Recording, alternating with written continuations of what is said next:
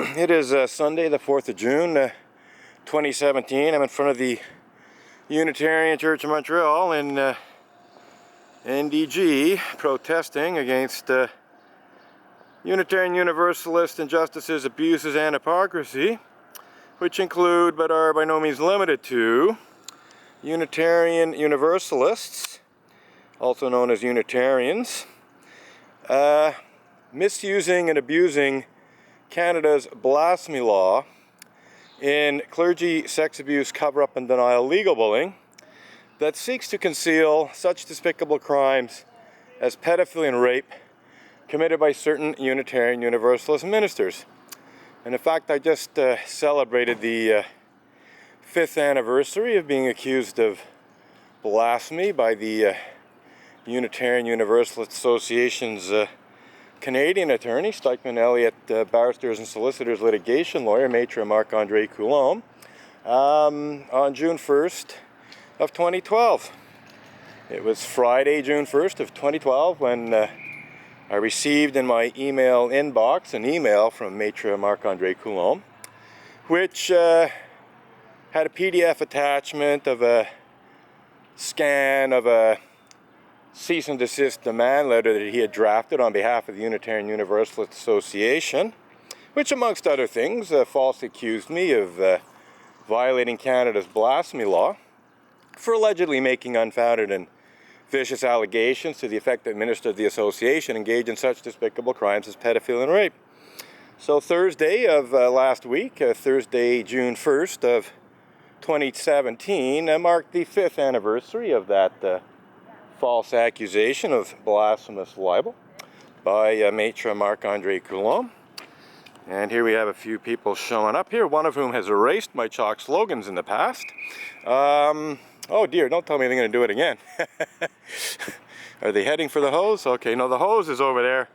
I thought they might be unilaterally deciding to erase my chalk slogans, but apparently they're just picking some blossoms off the tree there for apparently flower communion today. I think it might be flower communion at the Unitarian Church of Montreal, which is basically a little ceremony that was started to promote Unitarianism in Czechoslovakia, I think some time ago now, maybe 50 years or more.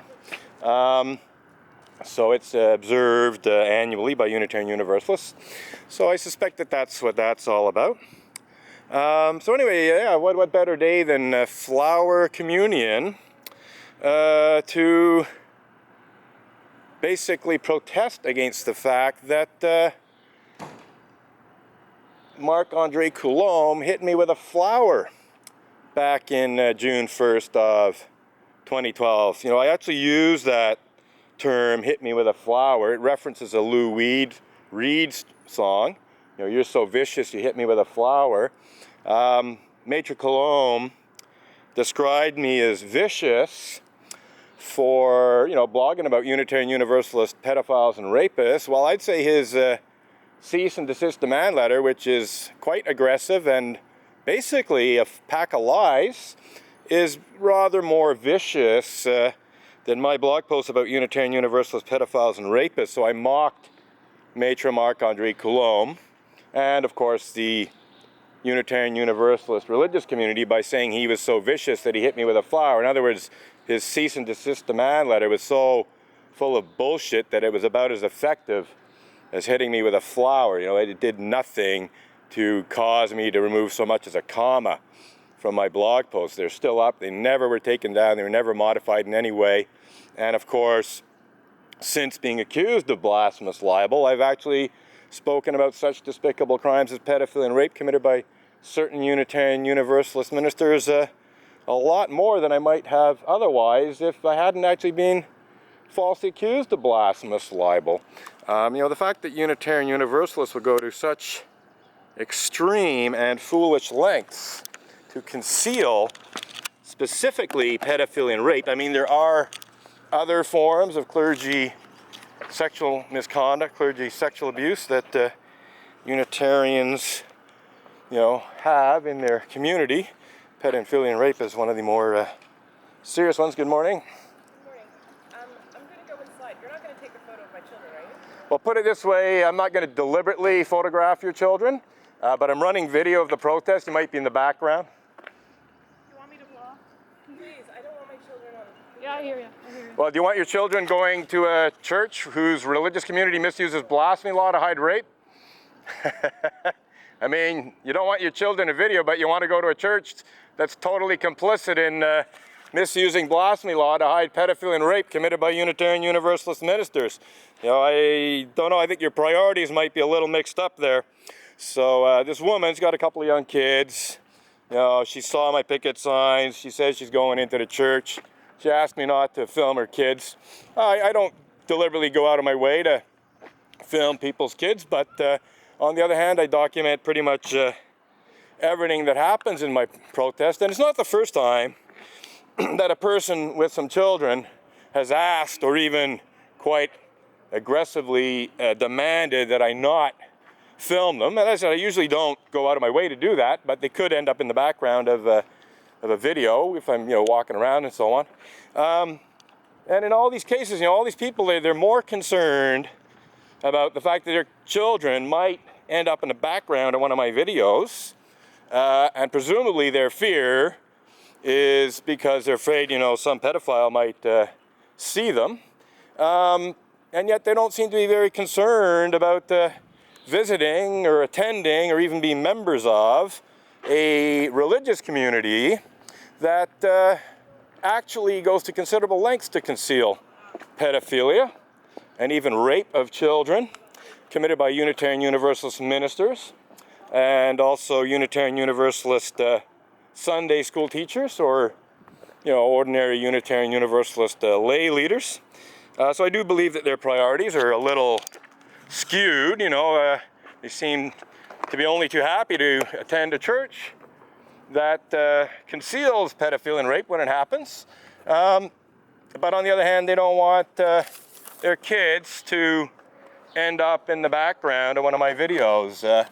So I do believe that you might want to rethink their priorities here. So I put down a couple of chalk slogans, and there's another one down the other end here. We'll walk down that way. It's the Tour de Lille today, so I might actually spend a certain amount of my protest down the other end, but on the other hand, I don't particularly want to distract the numerous cyclists going by, with my picket signs. I'll probably not bother because there is some potential for an accident if a cyclist is looking at my picket signs and not looking where they're going.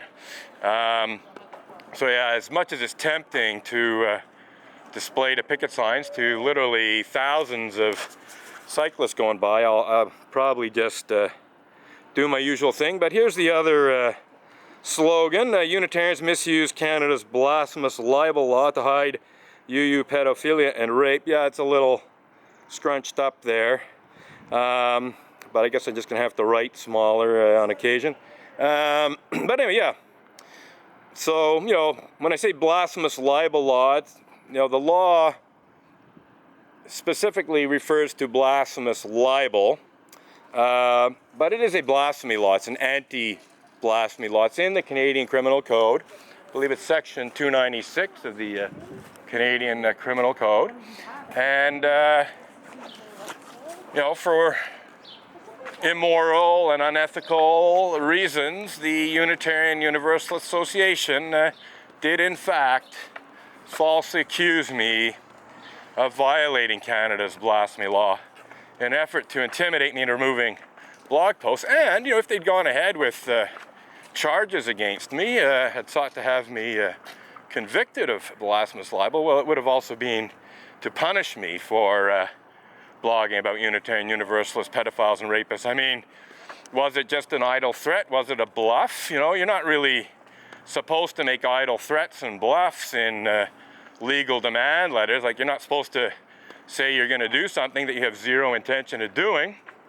So I take the threat to have me charged with blasphemous libel to have been at least a serious one at the beginning. And so that would have meant having me arrested and charged with the crime of blasphemous libel. And of course I would have defended myself in court because I'm innocent of that. You know, it's not even close to blasphemous libel what I'm doing and saying about the Unitarian Universalist pedophiles and rapists. In fact, the only circumstance under which I could actually be guilty of blasphemous libel for blogging about Unitarian Universalist pedophiles and rapists is if such despicable crimes as pedophilia and rape were held to be sacred and holy by the Unitarian Universalist religious community. And the last time I checked, that wasn't the case, at least not yet. No, there might be some secret Unitarian Universalist religious doctrine that I don't know about. You know, some inner circle that holds that pedophilia and rape are sacred to Unitarian Universalism, perhaps if and when committed by Unitarian Universalist ministers. That's a possibility, I suppose. Of course, I'm being sarcastic here. But, you know, who knows? You know, when a religious community says it's blasphemy to accuse their clergy of pedophilia and or rape, there's something screwy going on there, if you ask me. So, we got a bunch of cyclists participating in the Tour de Lille, and as I said, you know, it is extremely tempting to make my protest known to the cyclists as they go by, but I don't want to risk potentially provoking an accident, so I will just not use that particular tactic today. You know, and you know, they would see the signs, but they wouldn't really have a clue what it's about. You know, some of them might hop on the internet and Google Unitarians and blasphemy and so on, but I think the hit rate would be probably pretty small, so we're just not going to bother with that.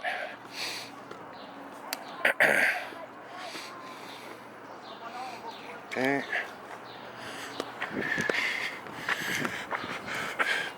Another 100 years to go. Yeah, they're so willfully ignorant here, you're quite right. But I'm working on 20, It's an enjoyable pastime. If I wasn't having fun, I wouldn't be doing it. I'm having loads of fun. Alrighty. So, now normally there'd actually be a fair number of cyclists coming along the bike path here. And, you know, I don't worry about them so much because they're, you know, much more dispersed. They're not, you know, bunched up in groups as, you know, is happening with the Tour de Lille. But, you know, it's in the back of my mind. You got to be somewhat careful. So. Okay, the road is open. Okay, no problem. It's easy. If not, then if you are unable to take the exam, then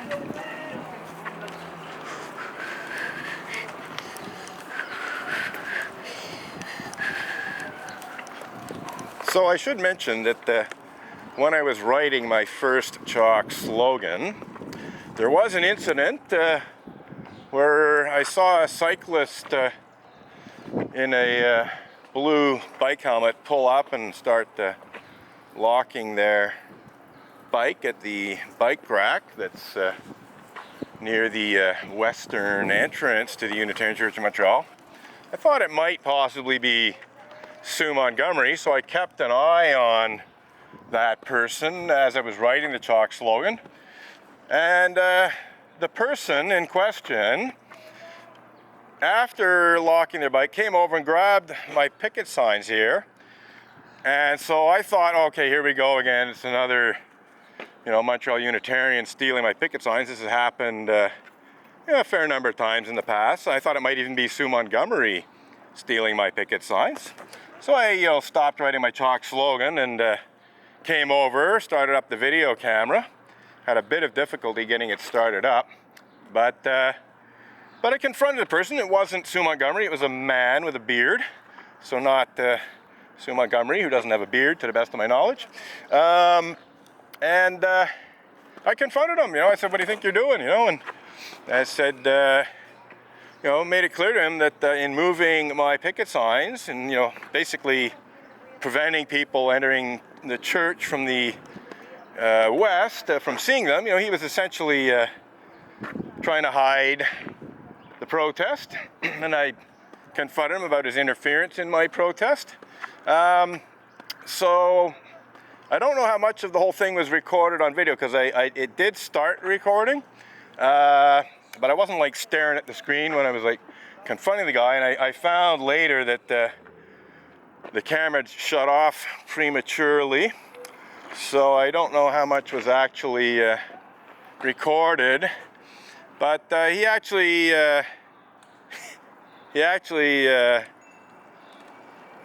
told me to put it up on YouTube. I would have anyway, but since he told me to, I told him, well, you can probably see it later this week, or maybe even later today.